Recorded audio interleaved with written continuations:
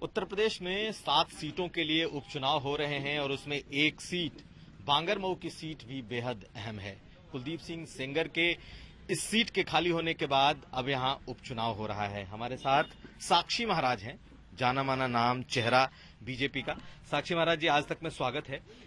ये बताइए कि ये उपचुनाव है, क्या किस तरह का माहौल यहाँ है, और चूंकि आप तो बड़े नेता हैं बीजेपी के, तो 7 सीटों की क्या स्थिति देखते हैं? नेता तो बड़ा नहीं हूं मैं, और पार्टी का समर्पित कार्यकर्ता हूं। माननीय नरेंद्र भाई मोदी जी ने, अमित शाह जी ने सारे देश में और योगी जी ने प्रदेश में जिस तरह से विकास कार्य किए हैं, उससे विपक्ष पूरा का पूरा हाशिए पर चला गया है और सरकार हमारा बहुत सलीके से अच्छा काम कर रही है। जब कहीं हिंदुस्तान के मुख्यमंत्रियों का चयन होता है नंबर 1, 2, 3, 4, तो 2-3 बार के चयन में हमारे उत्तर प्रदेश के माननीय मुख्यमंत्री योगी आदित्यनाथ जी नंबर 1 पर आए हैं। तो योगी फैक्टर आपके हिसाब से इम्पोर्टेंट है? मेरे हिसाब से योगी फैक्टर, मोदी फैक्टर और भारतीय जनता पार्टी की जो राष्ट्रीय नीति है, राष्ट्रवाद, और हम जो किसानों के लिए, देश के लिए समर्पित हैं, सारे फैक्टर सामने हैं। तो किसी अपवाद की बात तो मैं नहीं करता। मुझे लगता है कि सारी की सारी सीटें बीजेपी के खाते में आनी चाहिए। लेकिन ये जो चुनाव है, इसमें कहा जा रहा है कि एक बार फिर से इसको सांप्रदायिक ध्रुवीकरण करने की कोशिश हो रही है। आपने भी बयान दिया कल की शमशान और कब्रिस्तान की बात कही कि एक गांव में शमशान नहीं होना चाहिए जहां। नहीं, मैंने ये नहीं कहा। किसी पत्रकार ने शायद तोड़ मरोड़ के पेश कर दिया होगा। मैंने कहा हिंदू मुसलमान दोनों भाई हैं और पाकिस्तान से ज्यादा मुसलमानों की संख्या हिंदुस्तान में है, प्रेम से रह रहे हैं। अयोध्या का निर्णय हो गया, कश्मीर से धारा 370-35 से हट गया, पत्ता तक नहीं हिला। तो मैंने अपने मुख्यमंत्री को और प्रधानमंत्री को याद दिलाया कि पिछले चुनाव में हम लोग मंच से कहते थे कि गांव में कब्रिस्तान हो तो बराबर में शमशान भी होना चाहिए।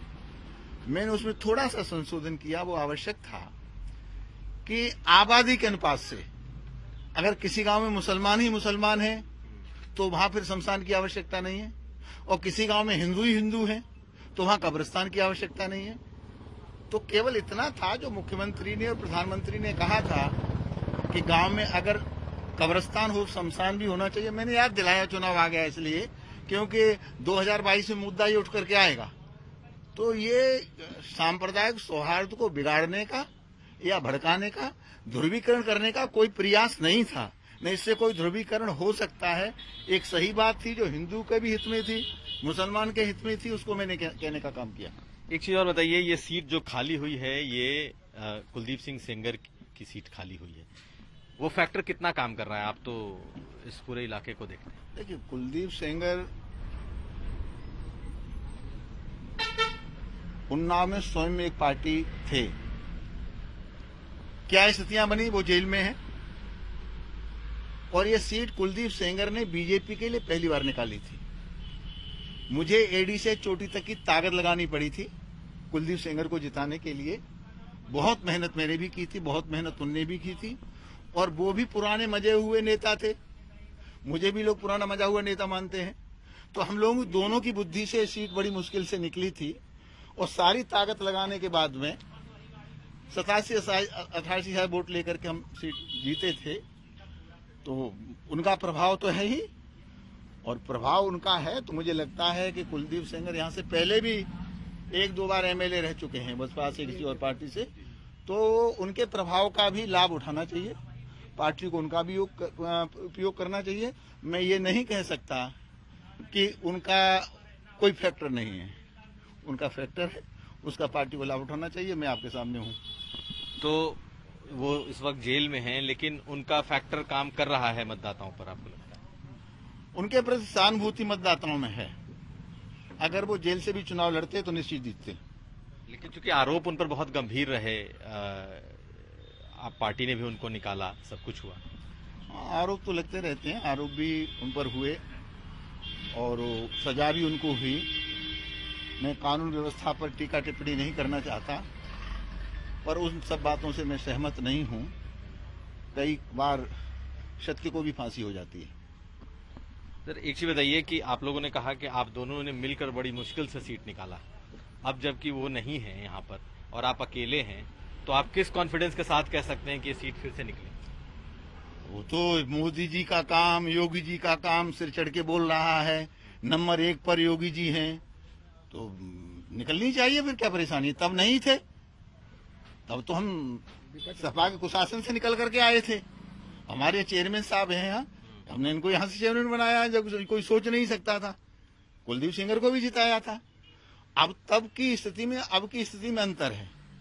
तब हम लोगों को बहुत परिश्रम करना पड़ा था, लेकिन अब तो मोदी जी का काम, योगी जी का काम, पार्टी का काम, इतना बड़ा काम किया गया है, तो मुझे लगता है सीट बहुत सुगमता से निकलनी चाहिए। एक चीज और बता दीजिए कि ये जो चुनाव है, इसमें कहा यह गया कि इस बार जातिवाद काफी हावी है और अलग अलग जातियों की बात इस बार की गई। लोगों ने बड़ा ध्यान से इस बार टिकट बांटे, कहीं ब्राह्मण, कहीं इस तरह की बात की गई। आपको लगता है कि जाति का कोई असर, जाति का कोई फैक्टर इन चुनाव में काम कर रहा है? नहीं, मुझे लगता है पहला चुनाव है जिसमें जातिवाद हावी नहीं है, क्योंकि जाति आधार पर टिकट ही नहीं है। पाल समाज से 2 प्रत्याशी हैं, एक प्रत्याशी ब्राह्मण समाज से है और एक प्रत्याशी ओबीसी, वो भी ओबीसी से है, कुर्मी समाज से है। तो यहाँ इस बार पहली बार जातीयता को छोड़ के हिंदू और मुसलमान दोनों भाई अपनी इच्छा से वोट कर रहे हैं। कोई कितना वोट खींच सकता है, ये पार्टी के ऊपर, पार्टी के कार्यकर्ताओं के ऊपर निर्भर करता है। लेकिन ये पहला चुनाव है जिसमें कोई जाति का फैक्टर नहीं है, सभी स्वतंत्र हैं। अब जो पार्टी के नेता हैं, हम जैसे लोग हैं जो दिन रात दौड़ा कर रहे हैं, भाग रहे हैं, कितना समझा पाएंगे हम, कितना वोट को खींच पाएंगे, हमारी चुम्बक में कितनी ताकत है, ये हमारे ऊपर निर्भर करता है। परंतु इस चुनाव में जाति फैक्टर काम नहीं कर रहा है। लेकिन जिस वक्त प्रत्याशी की घोषणा हुई थी, तब आपने एक फेसबुक पोस्ट भी लिखा था और तब आपने नाराजगी भी जताई थी और ये बताया था कि ये बाहर के उम्मीदवार हैं, थोपे हुए उम्मीदवार हैं, भगवान भला करे, इस तरह की चीजें आपने? नहीं, मैंने ये नहीं कहा बाहर के उम्मीदवार हैं। वो मेरे जिलाध्यक्ष थे 5 साल, उनके कुशल नेतृत्व में चुनाव लड़ा, मैं जीता। लेकिन पार्टी से मैंने नाराजगी अवश्य जाहिर की थी। या तो मेरे विचार नहीं लिए जाते, अगर लिए गए तो उसका सम्मान करना चाहिए था, लेकिन रात गई बात गई, उस बात का कोई औचित्य नहीं। आखिरी सवाल ये बता दीजिए सर कि ये पूरा उपचुनाव चल रहा है, क्या इसको सेमीफाइनल माना जाए 2022 का?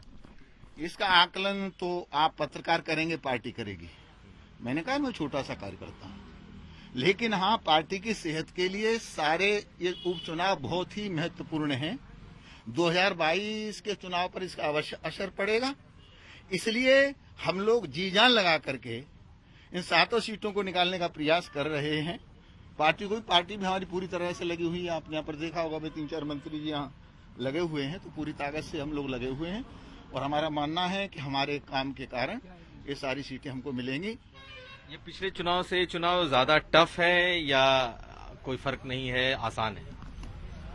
कुलदीप जी वाले से जो पिछला आप लोगों ने विधानसभा का चुनाव लड़ा था या पार्लियामेंट लड़ा, तो अब इतना काम करने के बाद, योगी जी के 6 काम करने के बाद, तो मुझे लगता है ये सरल ही हो जाना चाहिए और पार्टी भी सरल मान रही है। हमारे लोग समझ इतना काम किया है तो आसानी से सीट निकलनी चाहिए। धन्यवाद। तो ये थे हमारे साथ साक्षी महाराज, साफ तौर पर कह रहे हैं कि इस चुनाव का असर अगले विधानसभा के चुनाव पर होगा, क्योंकि ये उपचुनाव बेहद अहम है और साथ साथ कुलदीप सिंह सेंगर का प्रभाव भी है और पार्टी उस प्रभाव के साथ चुनाव मैदान में भी। कुमार अभिषेक, उन्नाव।